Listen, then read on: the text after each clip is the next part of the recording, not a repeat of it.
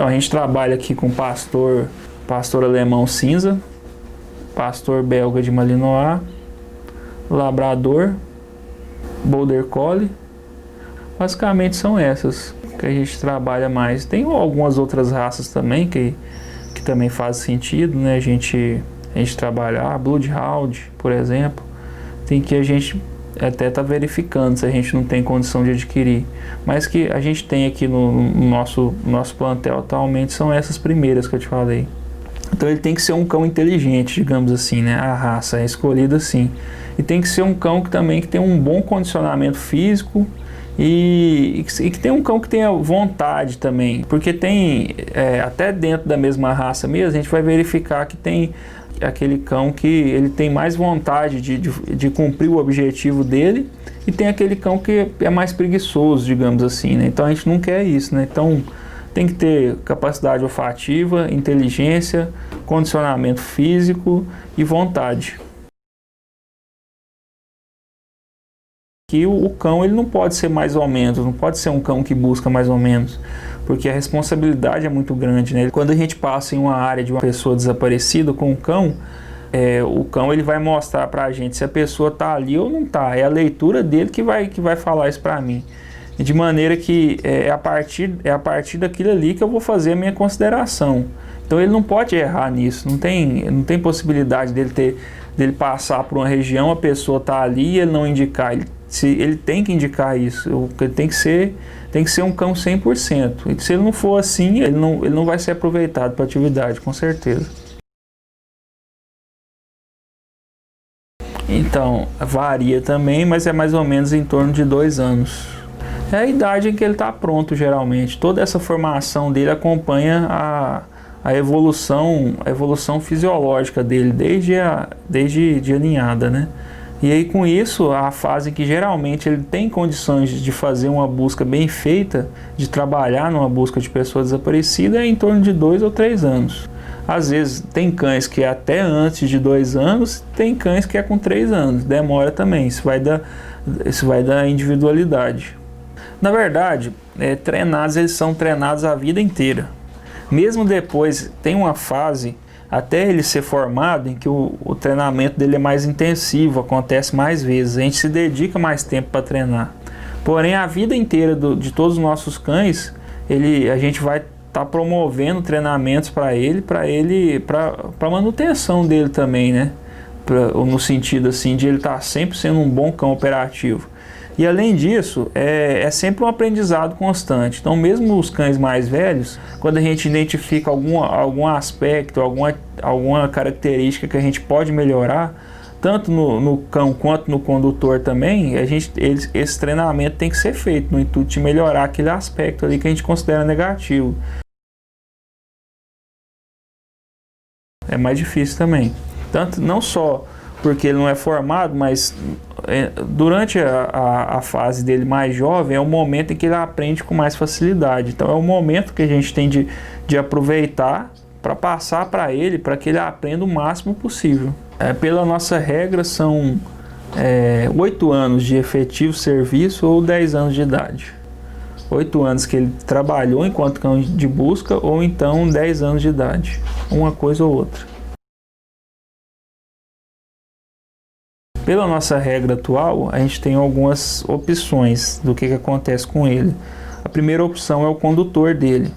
Se o condutor não quiser, um outro militar que seja do canil.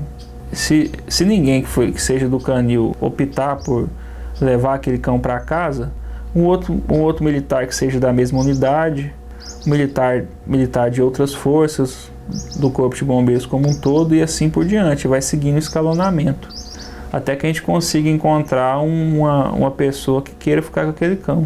Mas geralmente é muito fácil, é uma questão assim que a gente não tem muita dificuldade de encontrar um dono para esse cão que já está mais velhinho, né? Não tem muita dificuldade, até pelo contrário, né? A gente já tem até a gente que acaba que tem que escolher, né? Porque a gente não pode deixar o cão com qualquer um também, né? Tem que ser uma pessoa que tenha condições de cuidar daquele cão adequadamente, independente de quem for. Então acaba que no momento, se a gente chegar a abrir para a sociedade como um todo, as opções acabam sendo muitas. Aí vai conforme é aquele militar que esteja com mais condições de trabalhar aquilo naquele momento. Tem que ser um militar que tenha conhecimento técnico, tenha formação na área, tenha feito cursos, né? Que já tenha acompanhado o trabalho aqui no canil já há algum tempo também, e que tenha uma certa disponibilidade para isso, porque o cão filhote, o cão mais novo, ele vai dar mais trabalho do que um cão que já é formado. O tempo que eu vou ter que disponibilizar atividades para ele é maior. Então a gente tem que fazer uma seleção de maneira que atenda a todos esses critérios na escolha do condutor. Então, mais recentemente, a gente tem os 3 mais jovens que estão em processo de formação. A gente identifica que entre os 3 são diferentes, assim, eles não, mesmo sendo irmãos, eles apresentam diferentes dificuldades que a gente ouve falar dos condutores, né? Cada um apresenta uma dificuldade diferente, né? Mas fora esses 3, mais jovem que os 3 é a Atena, menos jovem, né? Que digamos assim na escala que está seguindo, que é um pouco mais velha que eles, né? Que foi a nossa última cadela formada.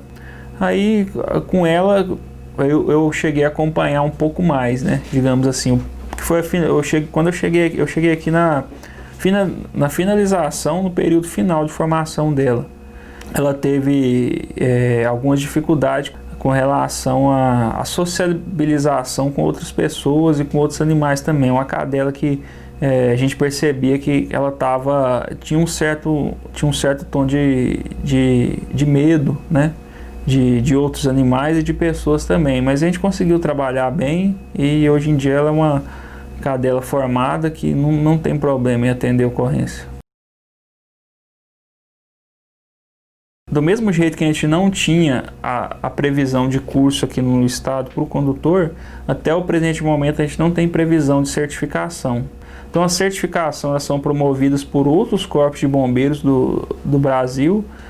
São certificações de caráter estadual, regional e nacional.